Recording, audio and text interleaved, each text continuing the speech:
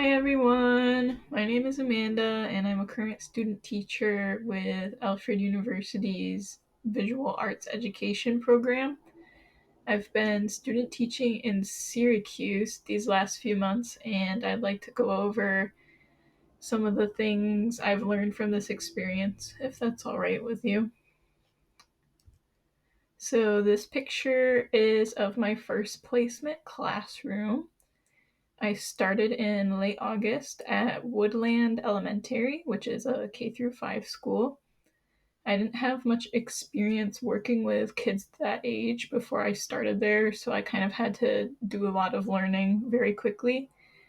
I found that with elementary students, especially, it's a good idea to kind of learn their routine and stick to that to help things go smoothly. The kids in the school were used to being greeted at the door and then sitting down on the rug for instructions. So when I started teaching, I made sure to stick to that routine. It's important to remember that you're a guest at this school. So spend some time at the beginning of your placement just learning the class routines and try to stay within those guidelines. Another thing I'd like to mention about this age group is they burn through projects so fast. It's really fun seeing artwork come together that quickly, but it's also hard to stay on top of that much lesson planning. So I'd say if you have any time between now and student teaching, start jotting down lesson ideas. There's also a lot of great online resources that will give you tons of ideas. So my second placement is at Jamesville DeWitt High School. I'm working with 9th through 12th graders here, and it's a ceramics only classroom. So this room was built just over a year ago, and my mentor is still trying to get moved in, so I've been helping him a lot with cleaning and organizing in this space. But again, I wouldn't recommend trying to make any changes to the classroom or set routines without your mentor suggesting it. So, between these two placements, I've learned a lot about myself as an educator, especially that I love working with high school aged students the best. As an art educator, I find it's my goal to provide an environment where everyone feels welcome. And I think the art classroom provides this unique environment where peer relationships flourish and kids can build skills that will have an impact in all their other courses, like fine motor skills, creative problem solving skills, and also like self confidence and self efficacy. I think older students don't get enough opportunities to just let loose and have fun, so I try to facilitate that wherever possible. So now I'd like to switch gears a little bit and talk about the AUTPA, which is the multi part assessment you'll have to complete as part of your student teaching experience. I'm choosing to discuss the written portion as I felt this related easily to my experience in the art classroom. For this portion, you write 3 short reflections about culturally responsive teaching, a moment of joy you experienced, and a moment of improvement or growth. So, I already touched on this a little bit, but probably the most important thing you can do as a student teacher is learn and respond to the culture of the classes you're teaching.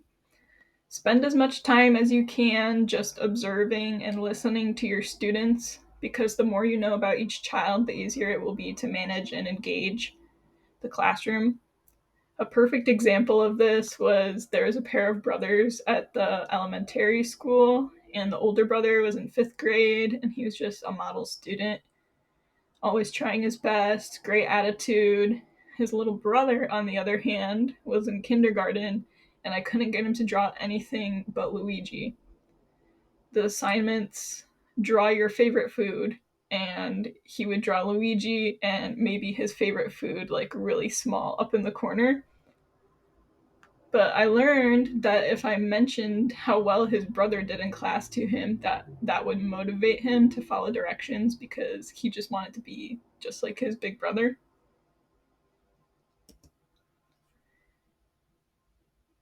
So it was hard for me to pick just one moment of improvement because you learn something new every single day as a student teacher, and it's important to give yourself grace as you're facing all these new challenges. Just remember this is all practice, and you will feel so much more confident and prepared by the end, I promise. That being said, one lesson did stand out to me. This particular lesson was ceramic pinch pots with first grade. The first day I taught this lesson, I did not anticipate how quickly the kids would sculpt their pots, so I didn't have anything planned for the rest of the class. I just had a room full of rowdy first graders and 15 minutes to kill. So after that lesson, I had to talk with my mentor, and we decided the students would start by drawing their pots for the first half of class. And then once everyone had finished their drawing, we would move on to using the clay. You always learn so much from teaching a new lesson for the first time, and this was definitely no exception. If you take anything away from this story, always overplan with the little students. A moment of joy I chose to write about was really any time I got to use ceramics with the kids. I just felt like whenever I taught ceramics lessons, I was a lot more relaxed. I felt like I had a lot of like prior knowledge I could draw from whenever they had any questions. But one of my high schoolers in particular, I've been working on sgraffito, glazing, and throwing two-part forms with him on the wheel, which are all things I love to do in my own art practice. He's super curious and eager to learn, and I truly cherish each class I get to work with him. It reminds me of something my first mentor told me, which was sometimes you teach the whole class for one student. I really found this to be true. Obviously, you should be working with all of your students. You should want to listen to and spend time with all of them. But all it really takes is one good kid to make teaching feel worthwhile. Try and treat every day with those kids like it's the last one, because before you know it, it will be. So, to condense everything I've kind of shared with you today, I would say observe, overplan, and enjoy. So, now I'd just like to flip through some project pictures from my elementary placement because they're really cute and I think you should see them. I stole a couple of these from a website called Art with Mrs. Fillmore, which is a great resource that I would really recommend checking out. So these last couple slides were part of my Monet unit. These are like Monet haystacks. This was a collaboration board with kindergarten and first grade. Kindergarten did the little animals, and first grade did the painted leaves. And this was third grade Van Gogh inspired pumpkins that I borrowed from Mrs. Fillmore. So, yeah, thanks for listening, and best of luck to all of you going into student teaching.